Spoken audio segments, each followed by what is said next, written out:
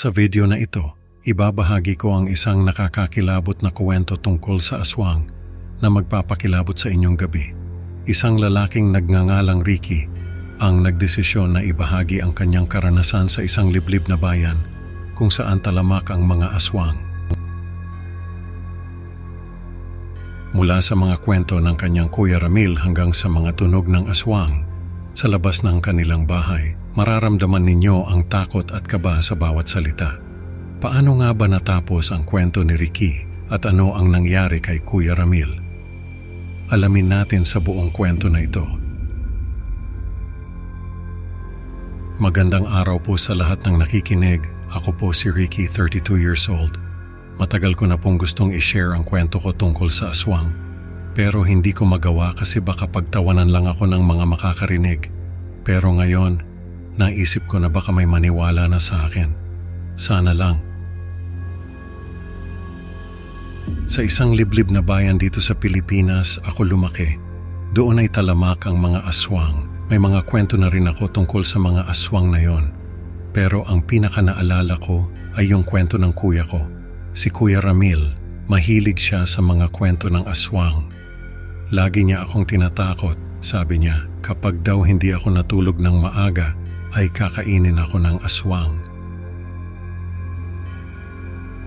Lagi ko siyang tinatanong kung ano ba ang itsura ng aswang. Ang sabi niya, yung iba daw ay hindi mo mahahalata. Kasi tao lang din ang itsura. Pero yung iba daw ay may kakayahang magbago ng anyo. Minsan ay nagiging aso o pusa. Pero yung iba daw ay nagiging baboy. Ang sabi ni Kuya Ramil, yung mga aswang daw na nagiging baboy ay yung mga aswang na malakas kumain ng tao. Kaya malalaki ang katawan. Sabi pa niya, kapag daw may narinig kaming nagpapaputok ng baril sa gabi, ay ibig sabihin nun ay may aswang na umaaligid. Totoo nga yung sinabi ni Kuya Ramil. Isang gabi, narinig ko siyang nagpapaputok ng baril.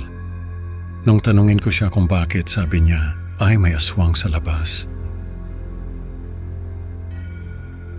Nung tanungin ko kung nasaan, sabi niya ay tumakbo na raw sa kagubatan. Yung mga bata sa amin ay takot na takot sa kagubatan. Kasi sabi ng mga matatanda, dun daw nagtatago yung mga aswang. At kapag daw pumasok ka sa kagubatan, ay siguradong hindi ka na makakalabas ng buhay. Si Kuya Ramil, nakapasok na raw sa kagubatan ng ilang beses. Pero hindi raw siya natatakot kasi may dala-dala siyang baril. Ang sabi niya, kapag daw nakakita ka ng mga mata sa kagubatan, ay wag na wag kang titingin kasi yung mga mata na yon ay pagmamay-ari ng aswang. At kapag daw tumingin ka, ay siguradong hindi ka na makakalabas ng kagubatan.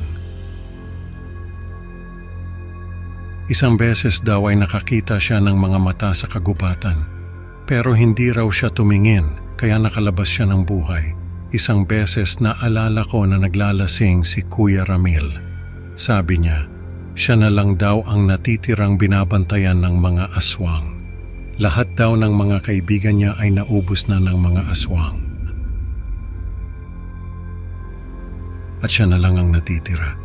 Nung gabing yon halos hindi ako makatulog kasi naririnig ko yung mga tunog ng mga aswang sa labas ng bahay namin.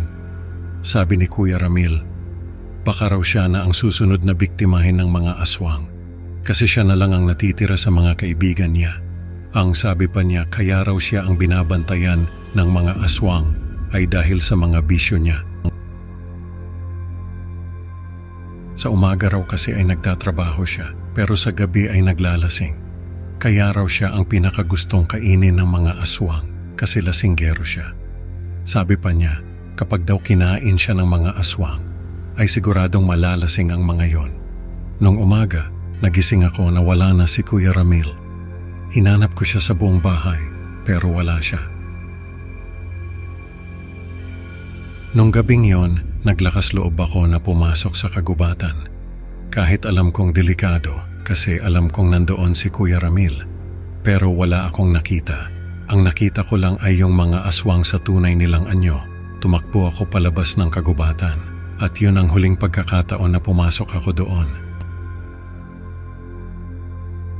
Nung mawala si Kuya Ramil ay nagdesisyon akong umalis sa lugar na yon.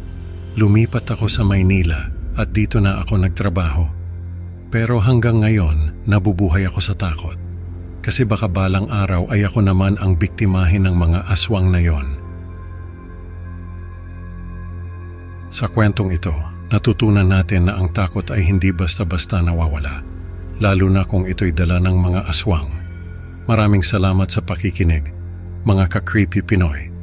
Huwag kalimutang mag-like at subscribe para sa mas marami pang nakakatakot na kwento. Kita-kits sa susunod na upload. Tandaan, huwag magpapalasing sa gabi, baka ikaw na ang susunod na biktima.